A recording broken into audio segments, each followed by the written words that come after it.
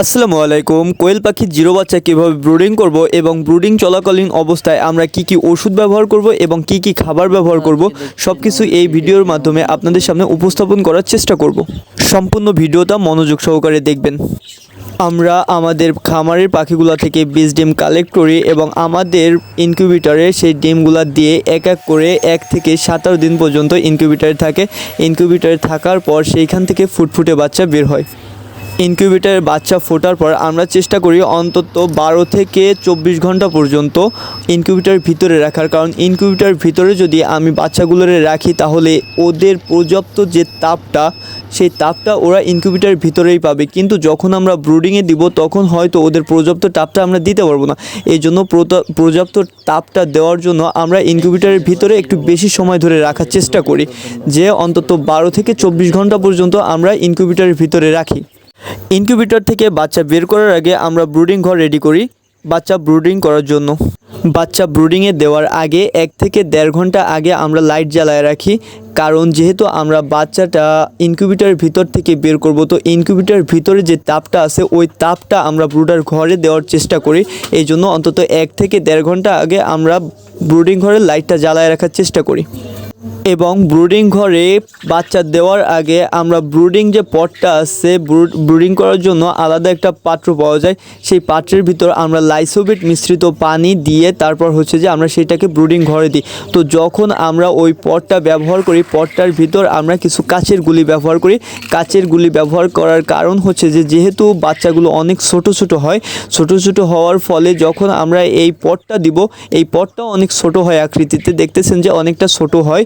তারপরও এই বাচ্চাগুলো ওইটার ভিতর পড়ে, পানির ভিতর পড়ে ভিজে যাওয়ার সম্ভাবনা থাকে। আর যখন এই বাচ্চাটা ভিজে যাবে তখন যে নিউমোনিয়া হবে, ব্রুডিং নিউমোনিয়া হবে, অনেক রকমের সমস্যা হবে।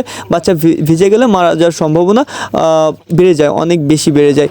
এই জন্য আমরা এইটার ভিতর যে কাচের গুলি ব্যবহার করি, যাতে পাখিগুলা কাচের গুলির উপর দাঁড়ায় পানিটা খেতে পারে, পানির ভিতর পড়ে না ভিজে যায় এই জন্য। আর আমরা প্রথমে খাবার পানিতে লাইসোবেট ব্যবহার করি। লাইসোবেট ব্যবহার করার কারণ যে লাইসোবেটে কি করে, বাচ্চার রোগ প্রতিরোধ ক্ষমতা বৃদ্ধি করে এবং বাচ্চার দুর্বলতাকে দূর করে। এই জন্য আমরা ফার্স্ট 3 ঘন্টা বাচ্চাকে লাইসোবেটের পানি ব্যবহার করি এবং পরবর্তীতে কি করি, পরবর্তীতে অ্যাসিলিভোভেট, এইটা আমরা 1 লিটার পানিতে 2 গ্রাম 3 দিন টানা 72 ঘন্টা ব্যবহার করি। এবং ওই একই সাথে ST-MOX 30, এইটাও 1 লিটার পানিতে 1 গ্রাম সবসময়, মানে টানা 3 দিন 72 ঘন্টা এইটা ব্যবহার করি। চতুর্থ দিন আমরা কি করি, চতুর্থ দিন আমরা সাদা পানি ব্যবহার করি। এবং পঞ্চম দিন যে আমরা রানীক্ষেতের ভ্যাকসিন করি। রানীক্ষেতের ভ্যাকসিন করার আগে পাখি যাতে দুর্বল না হয়ে পড়ে, এই জন্য পাখিকে সবল রাখার জন্য মুরা প্লাস ভেট এইটা ব্যবহার করি। রানীক্ষেতের ভ্যাকসিনের আগে এইটা যে ব্যবহার করি। এইটা ব্যবহার করার পর যে আপনার 1 ঘন্টা 1 থেকে 2 ঘন্টা ওই পানিটা সরায় রাখি, খাবার পানি সব কিছু সরায় রাখি, যাতে ওদের প্রচুর খাবার চাহিদাটা বেড়ে যায়, পানির চাহিদাটা বেড়ে যায়।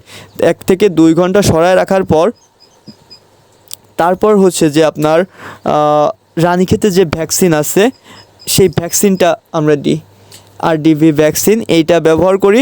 তারপর আবার ভ্যাকসিনটা খাওয়ানোর পর যে আপনার ভ্যাকসিনটা দেওয়ার পর তারপর যে আমরা খাবার পানি দিই। তো এইটা দেওয়ার পর পানির সাথে, ভ্যাকসিন দেওয়ার পর আবার পানির সাথে মুরা প্লাস ভেট এইটা আবার দিয়ে 6ষ্ঠ ও 7ম দিন সাদা পানি চালাই এবং 8ম দিন যে আমরা থায়াবিন ব্যবহার করি।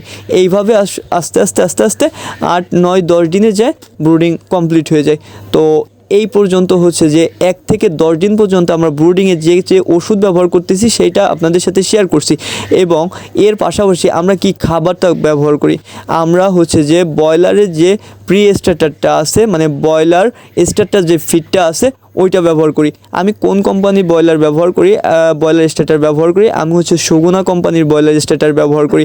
আমি বাচ্চা পাখির জন্য সগুনা কোম্পানির ব্রয়লার স্টার্টার ফিডটা ব্যবহার করি। 1 থেকে 25 থেকে 30 দিন পর্যন্ত ব্রয়লার স্টার্টার ফিড ব্যবহার করি এবং 25 থেকে ডিমে আসার আগ পর্যন্ত ব্রয়লার গ্রোয়ারটা ব্যবহার করি। এখন অনেকে আমাকে বলতে পারেন যে ব্রয়লার গ্রোয়ার ব্যবহার করলে তো যখন পাখিকে ব্রয়লার গ্রোয়ার দিব তখন ওদের গ্রোথটা অনেক বেশি হয়ে যাবে এবং চর্বি হয়ে যাওয়ার সম্ভাবনা থাকে। তো এই ক্ষেত্রে আমরা কি করি, আমরা গ্রোয়ারটা মাত্রা অতিরিক্ত দেওয়ার চেষ্টা করি, যে মাত্রা অতিরিক্ত দিই না, ঠিক মতো মাত্রায় যে যেভাবে ব্যবহার করলে যে ওদের চর্বিটা না হবে সেইভাবে আর কি পরিমিত পরিমাণ ওদের খাইতে দিই। এমনভাবে খাইতে দিই যে খাইতে দেওয়ার অন্তত 15 থেকে 20 মিনিটের ভিতর ওদের খাবার শেষ হয়ে যাবে, পরবর্তীতে ওরা খাওয়ার জন্য আবারই ছটফট করবে, এরকম একটা অবস্থা যে 15-20 মিনিটের ভিতর ওদের খাবারটা শেষ হয়ে যেতে হবে। এইভাবে আমরা ডিমে আসার আগ পর্যন্ত এটাই কি হয়, এটা পাখিটা অনেক তাড়াতাড়ি ডিমে চলে আসে। আমার পাখি তো মার্শাল্লাহ এমনও হয়েছে যে 35-37 দিনও ডিমে চলে আসছে। তো এইভাবে হচ্ছে যে ডিমে আসার আগ পর্যন্ত ডিম যখন 50%-এ চলে আসে তখন আমরা সগোনা কোম্পানির লেয়ার এম প্লেট যে খাবারটা আছে ওইটা ব্যবহার করি এবং ওইটা পরবর্তীতে চালায় যায়। তো আলহামদুলিল্লাহ আমি এইভাবে খুব ভালো রেজাল্ট পাচ্ছি। ইনশাল্লাহ আপনারা যদি এইভাবে আমার যে ইটা আছে আমি যেভাবে ব্যবহার করতেছি সেভাবে যদি ব্যবহার করেন তাহলে হচ্ছে যে আপনারা ইনশাল্লাহ হয়তো ভালো একটা রেজাল্ট পাবেন। আর যদি বাচ্চা ব্রুডিং সম্পর্কে আর কোনো ধারণা বা কিছু জানার থাকে বা ব্রুডিংয়ের কোনো চার্ট লাগে তাহলে আমাকে ইনবক্সে নক দেন, আমি হচ্ছে যে আপনাদের চার্টটা দিয়ে দিব।